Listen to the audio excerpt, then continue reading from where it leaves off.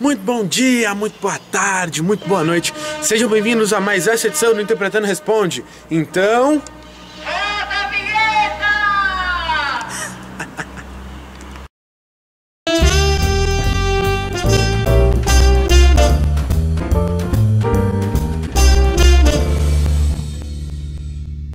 Olá, queridos interpretadores, bem-vindos mais uma vez. Agora o Interpretando Responde um pouco diferente, né, Augusto? Meio... Bom, vocês podem perceber que o cenário está um pouco diferente. É porque o Interpretando de hoje é especial. E é tão especial que o Interpretando Responde e não tem nem pergunta. É verdade. Né? Qual é a pergunta desse programa, né? Pergunta. Mas hoje a gente veio falar sobre o estudo do Evangelho na doutrina espírita, né? É um assunto muito importante que estava devendo já ser tratado por nós. Primeiramente, a gente tem que pensar que nós somos espíritos e espíritos em evolução, como já falamos em programas anteriores, né? Somos espíritos em evolução. E quando a gente pensa em evolução, a gente pensa diretamente também sobre aprendizado. E quem é o exemplo maior? Quem é o ser que pode mais trazer aprendizado pra gente? E Kardec ele faz essa pergunta no Livro dos Espíritos, a pergunta 625. É a minha colinha aqui, vocês já conhecem, né? Na pergunta 625, Kardec pergunta assim: qual é o tipo mais perfeito que Deus tem oferecido ao homem para lhe servir de guia e modelo? Eu acho, Augusto, que quando Kardec fez essa pergunta, ele já tinha a noção da resposta, né? Fez propositalmente para se introduzir no Livro dos Espíritos e ficar concatenado no Espiritismo quem era verdadeiramente o exemplo maior. E quem os Espíritos responderam? Bom, eu não sei, vamos ver qual é a resposta. Jesus! Claro, Jesus Cristo. Kardec ele já possuía um conhecimento bastante profundo do Evangelho. E se a gente observa, principalmente por esta obra aqui, pessoal, esta obra, Evangelho segundo o Espiritismo, que será publicada alguns anos mais tarde, do livro, em comparação ao Livro dos Espíritos, Kardec mostra um conhecimento muito preciso do Evangelho aqui. E mostrava que ele conhecia o Evangelho. E ele já sabia que Jesus ele era essa referência moral. Perguntando aos Espíritos, deixa ainda mais claro o caráter moral do Espiritismo. O Espiritismo, Kardec percebeu isso rapidamente, por meio das pesquisas com os fenômenos espíritas. No Livro dos Espíritos, trazia uma parte moral muito importante, uma parte moral que se destacava. E Kardec ele vai trazer aqui, no Evangelho segundo o Espiritismo, o código moral universal, o Evangelho. Como ele próprio diz na introdução do Evangelho segundo o Espiritismo, que o Evangelho é o código moral universal. Agora, por que o código moral universal? Vamos pensar. Jesus, a doutrina espírita nos traz isso, é o nosso governador do orbe. É o espírito crístico que há bilhões e bilhões de anos atrás criou toda a terra, criou a natureza, o nosso corpo, que guiou a nossa encarnação, que rege a nossa evolução. E esse espírito, já há bilhões e bilhões de anos, já era um espírito crístico. Então calma, vamos pensar melhor isso. Há bilhões de anos atrás, Jesus foi determinado para ser o governador espiritual da Terra. Ou seja, acompanhar todo o processo de formação do planeta, que é nascimento das primeiras formas de vida, até chegar ao ser humano que está aí nos últimos instantes de formação da Terra. Então, há bilhões de anos atrás, foi determinado para ser governador. E bilhões de anos antes, ele foi um espírito, até ele chegar nesse ponto. Então, imagina o privilégio que nós tivemos, né, Augusto? De ter Jesus encarnado no nosso planeta, trazendo essas informações, esse código moral pra gente, né? Então a gente pode imaginar que esse escrito aqui, a Bíblia Sagrada, o Novo Testamento, o Evangelho, ele é a concatenação de bilhões de anos de experiência espiritual e da evolução de um espírito crístico. Olha o que está nas nossas mãos. Incrível, Olha, né? o que está nas nossas mãos há quase 2000 anos. Nós temos o Código Moral Universal há 2000 anos na nossa mão. E aqui a gente encontra, na Bíblia Sagrada, bom, claro, o Velho Testamento, mas também e principalmente o Novo Testamento, os 4 livros principais, aí, se assim podemos dizer, né? O Evangelho de Mateus, de Lucas, de Marcos e de João, são todos esses evangelhos reunindo os ensinamentos do Mestre. E como no finalzinho ali do Evangelho de João, ele diz que Jesus fez muitas mais outras coisas, que não caberiam em livros na terra, não é? Se assim podemos dizer, de tantos ensinamentos que Jesus trouxe. E hoje, nós como seres humanos, temos ainda a capacidade muito limitada de interpretação, capacidade limitada de leitura. Imagina o que está nas entrelinhas desse evangelho, imagina o quanto ainda podemos explorar. E essa é uma missão que Jesus dá para nós. Com tantos e tantos ensinamentos que Ele nos traz, Ele traz essa missão individualmente para cada um, para que cada um de nós pudéssemos abrir a Bíblia, olhar os ensinamentos que aqui estão colocados, interpretar os ensinamentos que estão aqui colocados, para que possamos realizar a nossa reforma íntima e crescer em evolução espiritual. O Evangelho, ele é patrimônio de cada filho de Deus. Ele é código moral universal e pertence, a leitura disso aqui pertence a cada um de nós. Porque cada um de nós possui um altar dentro do coração. Foi isso que Jesus nos trouxe.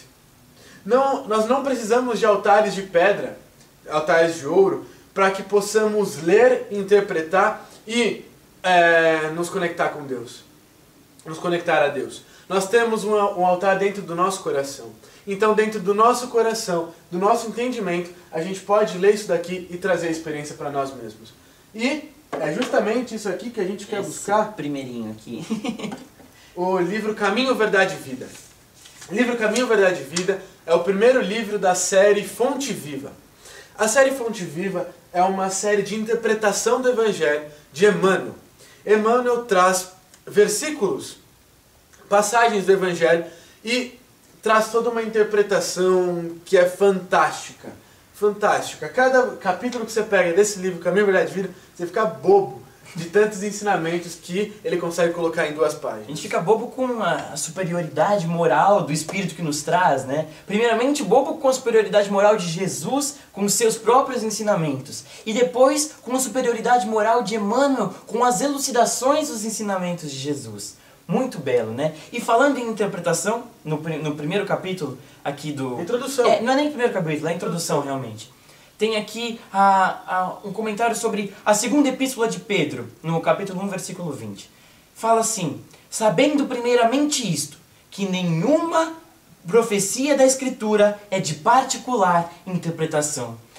Isso é muito sábio, porque demonstra que a cada um de nós cabe a tarefa íntima da interpretação das Escrituras do Antigo Testamento, do Novo Testamento e até mesmo do Espiritismo. A interpretação que Kardec nos traz através do Livro dos Espíritos, através do Evangelho segundo o Espiritismo, a interpretação ainda dos livros de Chico Xavier, através de André Luiz, através de Emmanuel.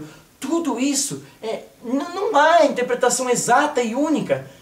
Cabe a cada um de nós a interpretação íntima, o que o nosso sentimento, a nossa racionalidade e nosso crivo da razão permitirem interpretar. Até porque, como nós somos filhos de Deus, e quando foi perguntado aos Espíritos, no livro dos Espíritos, desculpem, eu esqueci o número da pergunta, não poderia ter esquecido, mas vem aqui embaixo, onde está escrita a lei de Deus? Na nossa consciência. 459? Acho que é isso, acho que é 459. Eu não sei também. A lei de Deus está escrita na nossa consciência. Então o conhecimento, a intelectualidade e a moralidade estão dentro de nós mesmos. Se está dentro de nós mesmos, a interpretação do Evangelho procura despertar essa sementinha que foi plantada em nós por Jesus, que foi colocada em nós desde a nossa criação. E eu acho que é até justo aí agora a gente trazer também o motivo do nome do programa, né? Acho que a gente nunca trouxe isso antes pra vocês, mas é justo, já que estamos falando de interpretação, e é justamente daí. O nome do Interpretando, ele surge justamente de uma proposta, de um desafio que deram pra gente de interpretar alguns textos, a interpretar alguns livros, né? E a gente achou muito bacana essa ideia e que entraria muito bem no contexto do Espiritismo. É a interpretação de cada um, né, Augusto? Então, pessoal, fica aí, o nome do projeto é Interpretando, porque não apenas eu e o Murilo, mas todos vocês que estão envolvidos nesse projeto têm a liberdade de interpretar na forma como vocês quiserem. Os nossos vídeos procuram trazer certa interpretação nossa, ou alguma de nossos amigos, das palestras, dos cursos que a gente frequenta. Mas nós queremos também que vocês tragam a interpretação de cada um, porque o Evangelho, ele é um prisma. O Evangelho é um prisma onde nós colocamos a luz do nosso conhecimento, o nosso conhecimento original, aquilo que vem do nosso coração. A semente divina plantada em nós joga essa luz luz no Evangelho. E ela reflete, ela refrata em vários aspectos, em várias cores diferentes, em várias direções da nossa vida. Eu, pela minha experiência, posso apenas perceber a luz violeta. Mas o meu amigo Murilo aqui pode também ver a luz amarela. E por que não nós tentarmos juntar as nossas luzes que enxergamos para poder tentar perceber a origem daquela luz original, daquilo que vem de nós, do nosso espírito. Então todos nós, juntando cada corzinha que observamos, nós conseguiremos alcançar essa luz original. E eu acredito, Augusto, que isso seja muito da proposta do Espiritismo também, nessa essa concretização, né, de união da filosofia, da religião e também da ciência, não é? Porque, querendo ou não, a filosofia, a religião e a ciência são caminhos aparentemente separados, mas todos esses caminhos levam a uma única verdade, que é a verdade de Deus. Então, o Espiritismo, como Consolador prometido, traz essa união desses três aspectos muito bonitos, né? E por que o Espiritismo é o Consolador prometido? Que a gente fala muito, né? Espiritismo, terceira revelação... E eu acho justo também colocar isso dentro do contexto de estudo evangélico que a gente está trazendo. A gente pode encontrar essa ideia de o Espiritismo ser o Consolador prometido aqui, ó. Essas passagens estão em João, capítulo 14, versículo 15 a 17, versículo 16. Jesus diz assim: Se me amais, guardais os meus mandamentos.